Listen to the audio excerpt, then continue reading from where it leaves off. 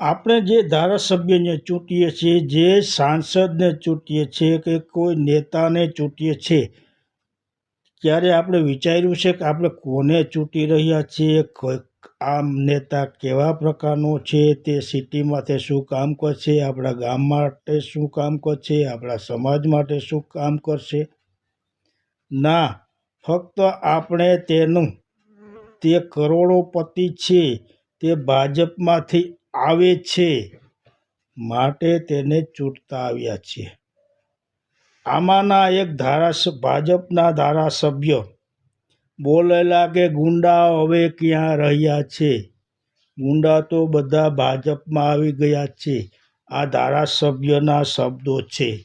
ત્યાં વળી હમણાં એક બીજા ધારાસભ્યએ કહ્યું કે ભાજપમાં દારૂ પીવાવાળા અને જુગાર રમવાવાળા ભેગા થયા છે. આ નેતાએ આમ કહ્યું.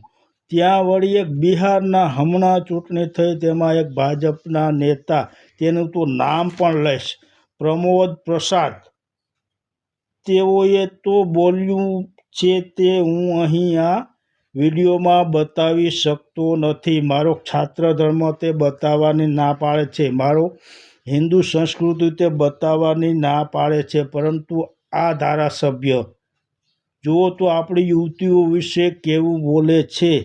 જે હું અહીં નથી બોલી શકતો તે ધારાસભ્ય આપણા નેતા બોલે છે. આવા નેતાઓને આપણે ચૂંટતા આવ્યા છીએ. ક્યાં સુધી આવા નેતાઓને ચૂંટીશું? હું નથી કહેતો કે ભાજપને મત આપો, કે નથી કહેતો કોંગ્રેસને મત આપો, કે નથી કહેતો આપને મત આપો. હું તો ફક્ત એટલું જ કહું છું કે જે સારી વ્યક્તિ હોય, જે આપણા દેશ માટે કામ કરે, રાજ્ય માટે કામ કરે, આપણા ગામ માટે કામ કરે, તેવા ધારાસભ્યો અને સાંસદોને જ ચૂંટો. જય માતાજી.